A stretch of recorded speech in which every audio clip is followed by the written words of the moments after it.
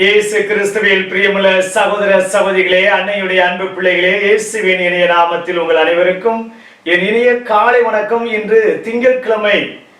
பிரியமான சகோதர சகோதரிகளே, இந்த நாளில் நீங்கள் தொடங்கக்கூடிய எல்லா காரியங்களையும் ஆண்டவர் உடனிருந்து ஆசீர்வதிக்கின்றார். நீங்க எல்லாரும் நல்லா இருக்கணும், ஆசீர்வாதமாக இருக்க என்னோடு இணைந்து ஜெபிக்க உங்களை அன்போடு வேண்டுகிறேன். பிரியமான சகோதர சகோதரிகளே, என் கட்டளைகளை கடைபிடிப்பவர் என்னை அன்பு செய்கிறார், நானும் அவரை அன்பு செய்கின்றேன். என் தந்தையும் அவர் மேல் அன்பு கூர்ந்துள்ளார். பிரியமான சகோதர சகோதரிகளே, ஒரு கிராமத்தில் ஒரு பெரியவர் வாழ்ந்து வந்தார். அந்த பெரியவரிடம் அந்த ஊரில் இருக்கக்கூடிய இளைஞர்கள் எல்லாம் சென்று அந்த இளைஞர்களுக்கு ஏற்றார் போல ஒரு சில ஆலோசனைகள், ஒரு சில வழிகாட்டிகளை அந்த பெரியவர் செய்து வந்தார். ஒரு நாள் ஒரு இளைஞன் அந்த ஊரை சார்ந்தவர் அந்த பெரியவரை சந்தித்து நடந்து பேசிக்கொண்டு சென்றார்கள். பேசிக்கொண்டு செல்கின்ற வேளையிலே அந்த இளைஞன் அந்த பெரியவரிடம் கூறினார், ஐயா, என்னுடைய பெற்றோரை நினைத்தாவே எனக்கு கோபம் வருகின்றது. நிறைய சட்டதிட்டங்கள் போடுகிறார்கள், என்னை சுதந்திரமாக வாழ விடமாட்டேங்கிறார்கள் என்றெல்லாம் பேசிக்கொண்டே காட்டுப்பகுதியிலே சென்றார்கள். செல்கின்ற வழியிலே இரண்டு பாதைகள் பிரிந்தன. ஒரு பாதையில், இந்த பாதையில் செல்லாதீர்கள், ஆபத்தான கொடிய விலங்குகள் உம்மை தாக்கக்கூடும் என்று எழுதப்பட்டிருக்கிறது.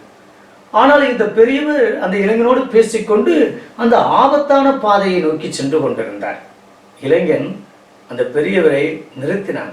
ஐயா, ஏதோ இங்கு ஆபத்தான கொடிய விலங்குகள் உம்மை தாக்கும் என்று எழுதப்பட்டிருக்கின்றதே, ஆனால் நீங்கள் இந்த பாதையில் நடந்து செல்கிறீர்களே என்று இளைஞன் கேட்க அவர் கூறினாராம், இது என்னுடைய சுதந்திரம், நான் எப்பாதையும் செல்ல முடியும் என்று கூறியவுடனே அந்த இளைஞனுக்கு கோபம் வந்து விட்டது.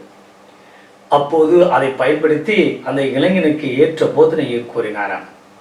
பிரியமான சகோதர சகோதரிகளே, சட்ட திட்டங்கள் நம்மை ஒழுங்குபடுத்துவதற்காகவும் நம்மை நல்ல மனிதர்களாக வாழச் செய்யவும் தான் இந்த ஒழுங்குமுறைகள், சட்ட திட்டங்கள் என்றால் அது மிகையாகாது. இந்த நாளிலே ஆண்டவர் கூறுகிறார், என்னை அன்பு செய்கிறவர் என்னுடைய கட்டளைகளை, நியமங்களை பின்பற்றுவார்.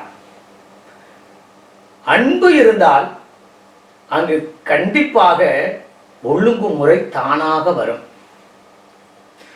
அன்பு இருந்தால் அங்கு கண்டிப்பாக ஏமாற்றம் இருக்காது, பொய் இருக்காது, பித்தலாட்டம் இருக்காது, பழி சொல் இருக்காது, குற்றம் இருக்காது.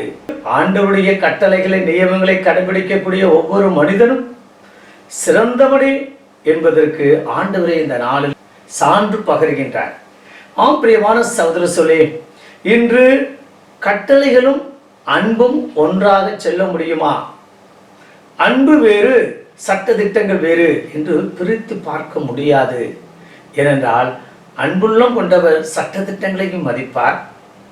பயத்தில் அல்ல, மரியாதை நிமித்தமாக அல்ல, இது தானாகவே இதை செய்யக்கூடாது, இப்படி பேசக்கூடாது, இப்படி நடக்கக்கூடாது, இப்படி சொல்லியிருக்கக்கூடாது என்ற அந்த மனசாட்சி ஒருவரை கண்டிப்பாக உறுத்தும்.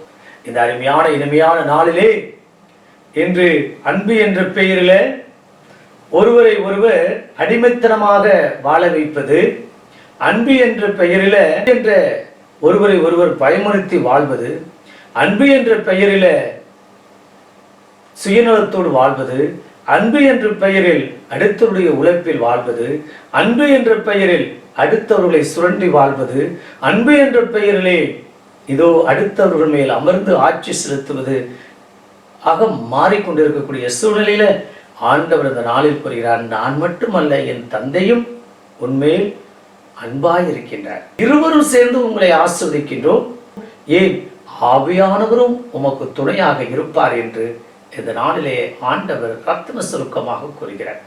பிரியமான சகோதர சகோதரிகளே, ஆண்டவருடைய கட்டளைகளை கடைபிடிக்கவில்லை என்றால் அவரும் நம்மை உதறி தள்ளிவிடுவார். அவர் நம்மேல் பாசமும் அக்கறையும் நம்முடைய காரியங்களில் உடனிருந்து அவர் ஆஸ்வதிக்க மாட்டார். கட்டளை அதே அன்பு கட்டளை, அந்த அன்புள்ளம் கொண்டவர்களாக வாழ இணைந்து ஜெபிப்போமா. பரலோக தந்தை இறைவா, இந்த அருமையான இனிமையான நாளுக்காக உமக்கு நன்றி செலுத்துகிறோம். 2 நாள் விடுமுறைக்கு பிறகு இதோ இந்த நாளில் நாங்கள் எங்களுடைய பணியை, எங்களுடைய வேலையை செய்ய தொடங்க இருக்கிறோம். என்னுடைய காரியங்களையும், என்னுடைய வாழ்வையும், என்னுடைய பயணத்தையும், பிள்ளைகளுடைய எதிர்காலத்தையும் ஆசீர்வதியும் தகப்பனே.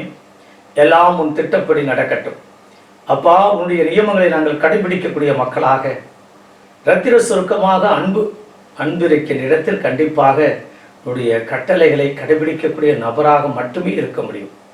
உண்மையும் நேர்மையும் கண்ணியமும் கட்டுப்பாடும் கற்பும் நன்னயமும் அத்தனையும் நிறைந்தவர்களாக நாங்கள் வாழ கிருபை தரும்படி, அதற்குரிய ஆசீர்வாதத்தை கொடுத்து வழிநடத்தும்படி உம்மோடு இணைந்து என்று வாழ கிருபை தரும்படி எங்கள் ஆண்டவராகிய இயேசு கிறிஸ்துவின் நாமத்தில் ஜெபிக்கிறோம் நல்ல பிதாவே, ஆமென்.